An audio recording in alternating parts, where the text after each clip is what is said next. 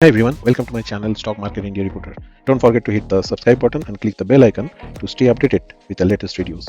बात करेंगे वेदांता शेयर पे जिसका 4 रुपया पर शेयर का सेकंड इंटरिम डिविडेंड अनाउंस हुआ है। डिविडेंड काफ़ी कम है जो हिसाब से इसका अगर हम रिकॉर्ड देखेंगे तो 18, 12, 11, 20 ये सारे डिविडेंड पे आउट हुआ है पिछले सालों में। उस हिसाब से 4 रुपया काफ़ी कम है। देखेंगे इसका पीछे कारण क्या है। आ गया डिविडेंड। बहुत लोग आज वेदांता में फंसे होंगे, आई एम श्योर, क्योंकि आदत पड़ी हुई ना बड़े बड़े डिविडेंड की। तो पहली बार वेदांता में ऐसा डिविडेंड आया जिसकी चर्चा नहीं होनी चाहिए। और आई एम श्योर मेरे ख्याल से स्टॉक आज भागा ही इसीलिए था।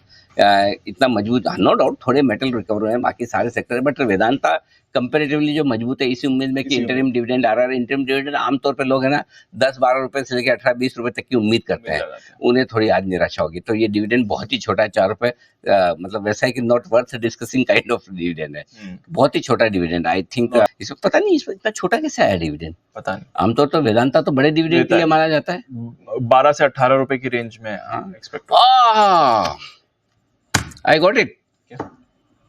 QIP कर लिया इन्होंने, प्रोमोटर ने अपनी स्टेक बेची थी मार्केट में, S&P ने अपग्रेड कर दिया, यानी कि अब प्रोमोटर को उतने पैसे की जरूरत है नहीं जितनी पहले थी, इसलिए छोटा दिया। इसलिए अब डिविडेंड वो कैश निकालने वाला काम अब डिविडेंड के जरिए, ताकि वो मेरे ख्याल से, तो अब जो लोग वेदांता को हाई डिविडेंड यील्ड स्टॉक के तौर पर देखते हैं उनके लिए थोड़ा सा मामला मुझे ठीक कम दिखता है। प्लस आई थिंक इन्हें अभी थोड़ा कैश बचाना पड़ेगा, क्योंकि कल ये भी खबर आ रही थी कि 3 से 5% हिंदुस्तान जिंक में सरकार बेचने को तैयार हो रही है। ऐसी खबर कल क्लोजिंग में आ जाते तो पैसा बचाना वेदांता को। सेठी साहब है क्या? सेठी साहब है, जरा एक बार सेठी साहब से राय लीजिए। सेठी साहब बताएं सर, छोटा सा डिविडेंड थोड़ा निराश करने वाला है?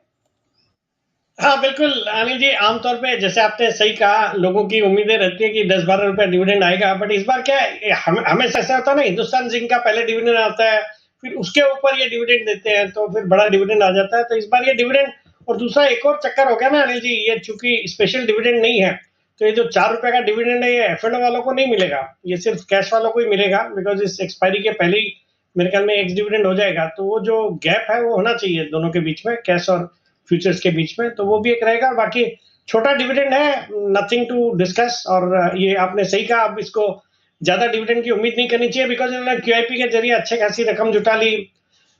फिर आपने प्रोमोटर्स ने कुछ स्टेक सेल करके भी पैसे प्रोमोटर्स ने जुटाए, तो अब उतनी ज्यादा जरूरत नहीं है। और हिंदुस्तान जिंक में भी अब ज्यादा कुछ कैश बचा नहीं है कि वहां से भी बड़ा डिविडेंड मिल सकते हैं, तो ठीक है, ये इसी लिहाज से छोटा डिविडेंड आया होगा।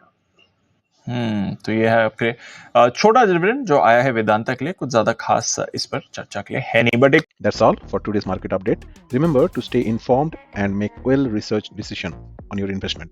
If you found this video helpful, please like, share, and subscribe to our channel for more updates. Thank you for watching, and we will see you again in next video.